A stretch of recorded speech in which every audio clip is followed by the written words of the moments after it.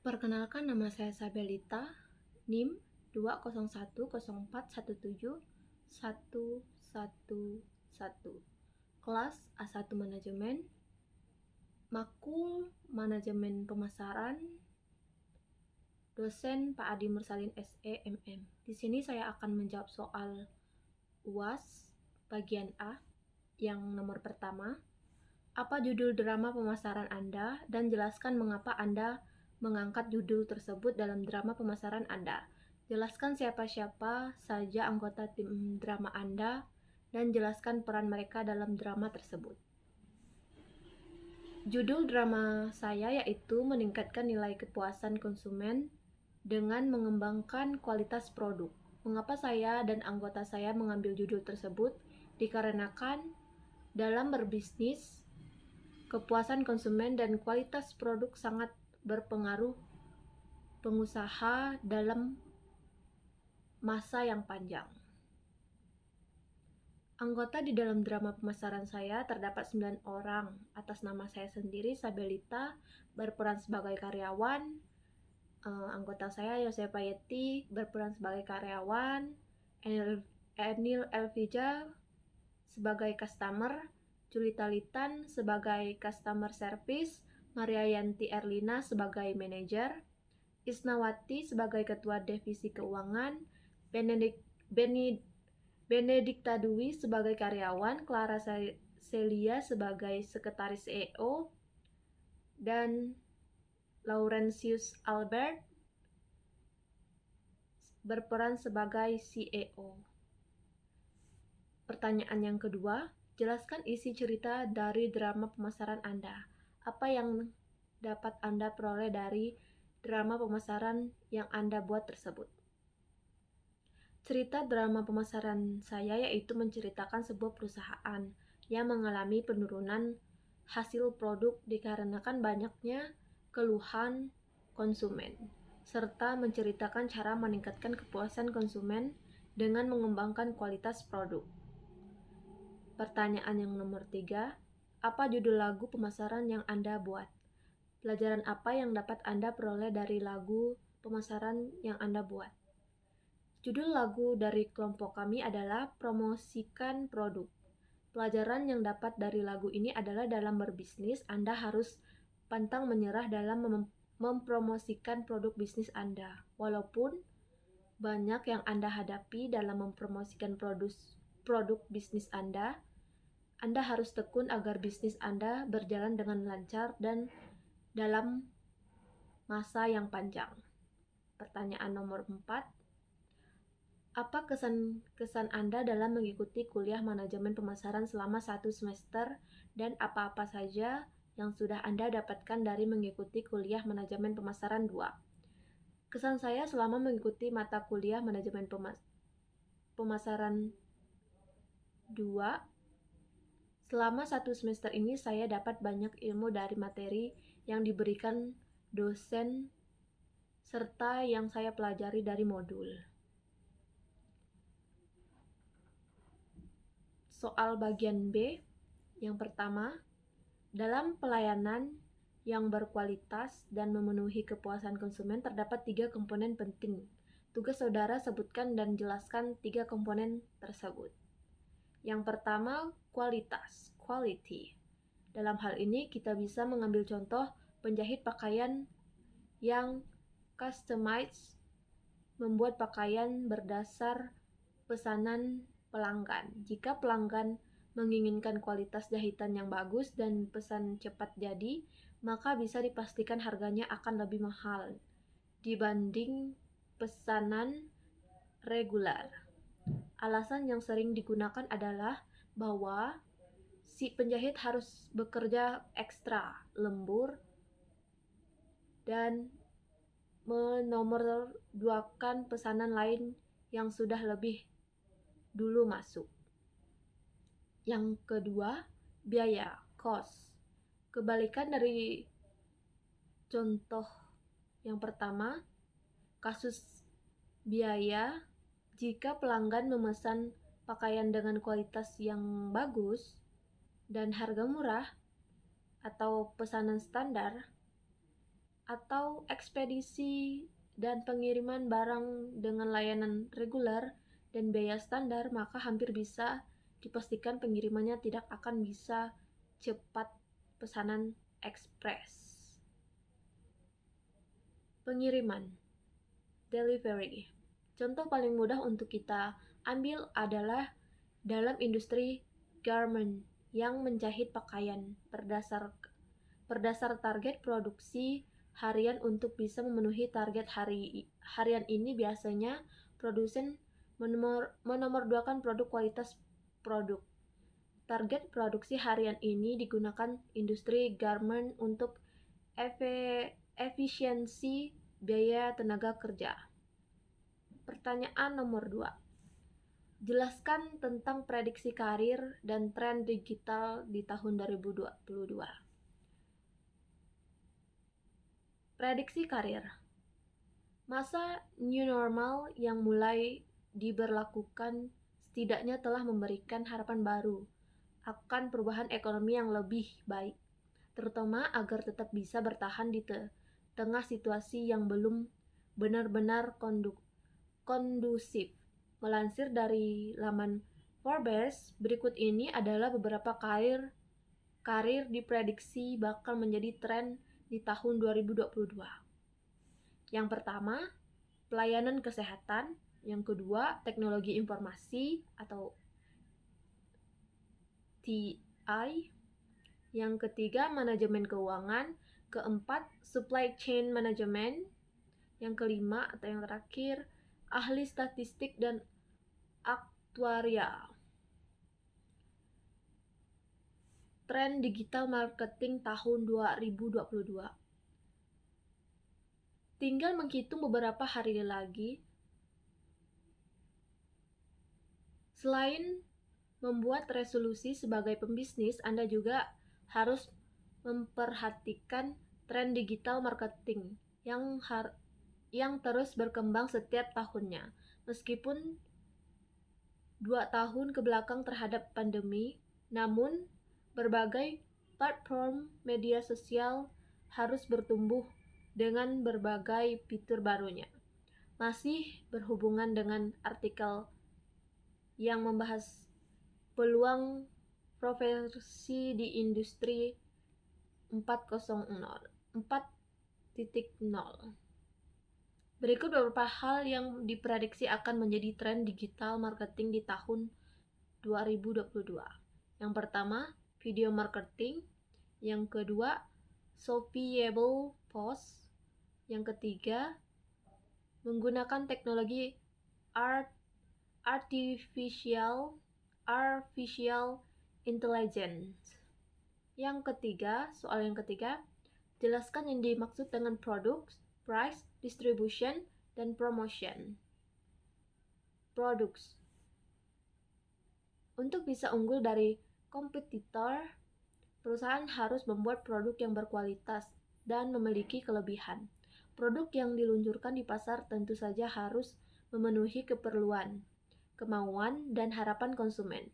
Variasi pilihan produk, bentuk fisik, fitur, merek, jasa, kemasan, dan garansi dari produk juga harus diperhatikan untuk menarik perhatian konsumen.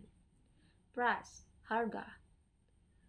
Poin selanjutnya dalam strategi pemasaran 4P adalah price, harga. Penentuan harga produk juga merupakan aspek penting dalam strategi pemasaran karena bisa mempengaruhi permintaan dan penjualan di pasar. Selain itu, penetapan harga memiliki tujuan mempertahankan dan memperbaiki market share. Stabilitas harga untuk mencapai target pengembalian investasi dan mencapai laba maksimum. Flash distribusi. Flash dalam hal ini adalah tempat di mana konsumen bisa mendapatkan produk Anda. Tempat produk Anda didistribusikan bisa berupa franchise, menawarkan produk di lokasi yang tepat dan target market yang sesuai adalah tujuan dari strategi ini. Strategi tempat, proses distribusi juga menjadi hal penting agar produk Anda bisa mencapai ke tangan konsumen. Promotion atau promosi. Produk yang berkualitas tidak akan terjual jika tidak dilakukan promosi. Promosi merupakan kegiatan menginformasikan, mempengaruhi, dan mengkomunikasikan produk atau perusahaan Anda kepada audiens. Promosi bertujuan untuk menginformasikan ke market atau konsumen mengenai produk atau bisnis Anda. Promosi dapat berupa iklan, public relations, publikasi, media sosial, dan media cetak, dan promosi penjualan. Public relation mencakup press release, perjanjian, sponsor, workshop atau seminar. Pertanyaan yang keempat, mengapa pentingnya menciptakan kepuasan pelanggan? Dalam membangun sebuah usaha, hal yang paling penting adalah kepuasan pelanggan. Jika seorang pelanggan merasa puas dengan produk yang dijual, maka akan menjadi pelanggan yang loyal dan akan merekomendasikan produk Anda pada orang lain. Pertanyaan yang nomor 5, sebutkan dan jelaskan 8 dimensi mutu. Yang pertama, performance, kinerja.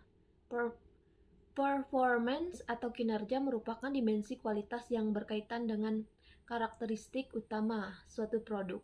Contohnya sebuah televisi, kinerja utama yang kita kehendaki adalah kualitas gambar yang dapat kita tonton dan kualitas suara yang dapat didengar dengan jelas dan baik. Yang kedua, feature atau fitur merupakan karakteristik pendukung atau pelengkap dari karakteristik utama suatu produk. Misalnya pada produk kendaraan beroda 4, mobil, fitur-fitur pendukung yang diharapkan oleh konsumen adalah seperti DVD atau CD player, sensor atau kamera mundur, serta remote control mobil. Yang ketiga, reliability, kehandalan. Reliability atau kehandalan adalah dimensi kualitas yang berhubungan dengan kemungkinan sebuah produk dapat bekerja secara memuaskan pada waktu dan kondisi tertentu. Yang keempat, conformance, kesesuaian. Conformance adalah kesesuaian kinerja dan kualitas produk dengan standar yang diinginkan. Pada dasarnya setiap produk memiliki standar ataupun spesifikasi yang telah ditentukan. Yang kelima, durability, ketahanan. Durability ini dikaitkan dengan ketahanan suatu produk hingga harus diganti. Durability ini biasanya diukur dengan umur atau waktu daya tahan suatu produk. Serviceability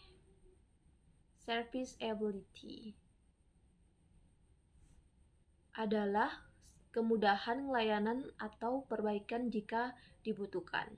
Hal ini sering dikaitkan dengan layanan purna jual yang disediakan oleh produsen seperti ketersediaan suku cadang dan kemudahan perbaikan jika terjadi kerusakan serta adanya pusat pelayanan perbaikan service center yang mudah dicapai oleh konsumen. Estetika atau keindahan. Estetik adalah dimensi kualitas yang berkaitan dengan tampilan, bunyi, rasa maupun bau suatu produk. Contohnya bentuk tampilan sebuah ponsel yang ingin dibeli serta suara merdu musik yang dihasilkan oleh ponsel tersebut. Yang terakhir atau yang ke-8, perceived quality, kesan kualitas. Perceived quality adalah kesan kualitas suatu produk yang dirasakan oleh konsumen. di mana kualitas ini berkaitan dengan persepsi konsumen terhadap kualitas sebuah produk ataupun merek, seperti ponsel iPhone, mobil Toyota, kamera Canon, printer Epson, dan jam tangan Rolex yang menurut kebanyakan konsumen merupakan produk yang berkualitas. Soal yang keenam, sebutkan 4 manfaat yang didapatkan dalam program menjaga mutu. Yang pertama, memberikan kepuasan kepada para pelanggan sehingga menjaga kepercayaan terhadap perusahaan. Yang kedua, menumbuhkan rasa motivasi di dalam diri karyawan. Yang ketiga, meningkatkan standar kerja di dalam perusahaan. Yang keempat, meningkatkan dan menjaga nama baik perusahaan. Pertanyaan yang ketujuh, jelaskan pengertian dari ekuitas merek atau brand equity. Brand equity atau ekuitas merek merupakan seperangkat aset dan liabilitas merek yang berkaitan dengan suatu merek, nama dan simbolnya yang menambah atau mengurangi nilai yang diberikan oleh suatu barang atau jasa kepada perusahaan atau pelanggan perusahaan. Pertanyaan yang kedelapan, sebutkan keunggulan dan kekurangan dari peluasan ekuitas merek. Keunggulan peluasan merek. Keuntungan perluasan ekuitas merek yaitu meningkatkan peluang keberhasilan produk baru. Yang kedua, menarik umpan balik positif terhadap merek dan perusahaan induk. Kekurangan peluasan ekuitas merek. Yang pertama, nama merek tidak menjadi sangat teridentifikasi pada produk apapun. Yang kedua, integritas dan persaingan merek yang dipertanyakan. Yang ketiga, membingungkan dan mungkin bahkan mengecewakan konsumen. Yang keempat, menghancurkan citra merek induk dalam proses. Pertanyaan bagian B yang nomor pertama. Pertanyaan yang bagian C. Pertanyaan yang pertama, 1. Sebutkan dan jelaskan judul ketiga video di atas. Judul video pertama, ini dia prediksi karir dan tren digital marketing di tahun 2022. Video yang kedua, 9 tren strategi digital marketing tahun 2021 untuk mendukung branding dan promosi bisnis Anda. Video yang ketiga, strategi penetapan harga, psikologi bisnis. Pertanyaan yang kedua, siapa-siapa pembicara dari ketiga video tersebut di atas? Pembicara pertama, Purwadika Digital Technology School oleh Madi Purwa Hartono dan Andin Rahmana. Video yang kedua, Talking with Desi. Yang ketiga, Dikdaya Digital Agung. Pertanyaan yang ketiga, jelaskan apa-apa yang dibicarakan oleh ketiga pembicara dalam 3 video tersebut di atas. Dalam video pertama, kedua pembicara membahas tentang digital marketing pada tahun 2022.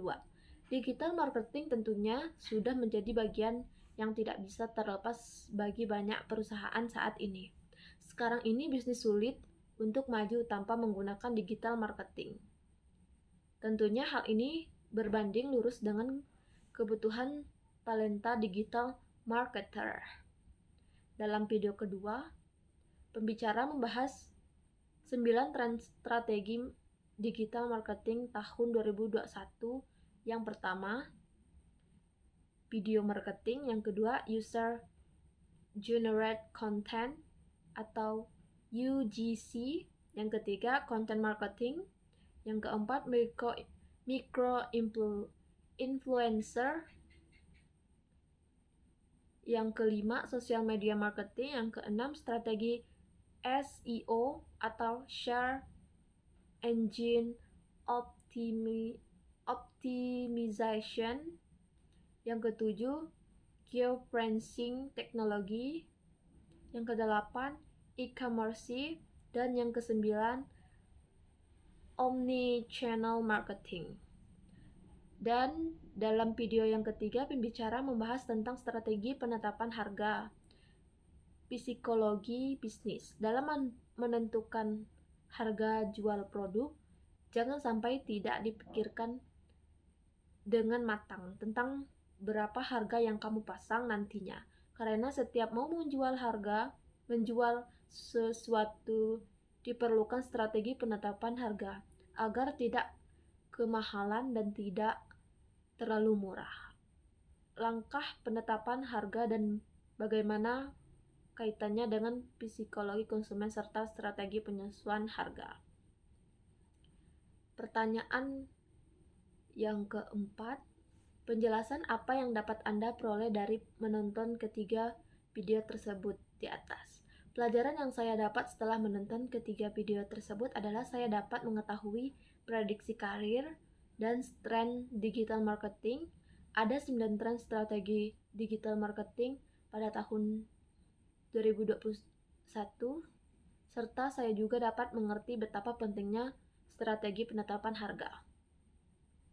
Pertanyaan yang nomor 5 atau yang terakhir, manfaat apa yang Anda dapat dari ketiga video tersebut di atas dan bagaimana Anda menerapkan teori-teori yang dijelaskan oleh ketiga pembicara di atas. Manfaat yang saya dapat setelah menonton ketiga video tersebut adalah saya sudah membuka wawasan saya tentang prediksi karir, tren digital marketing, mengetahui ada 9 tren strategi digital marketing pada tahun 2021, serta mengetahui strategi penetapan harga serta berdampak bagi psikologi bisnis. Cara saya menerapkan teori-teori yang dijelaskan oleh ketiga pembicara di atas yaitu belajar lebih banyak lagi dan akan menerapkan di pelajaran saya selanjutnya. Sekian jawaban saya untuk UAS Manajemen Pemasaran. Jika ada salah kata atau pengucapan, saya mohon maaf dan terima kasih.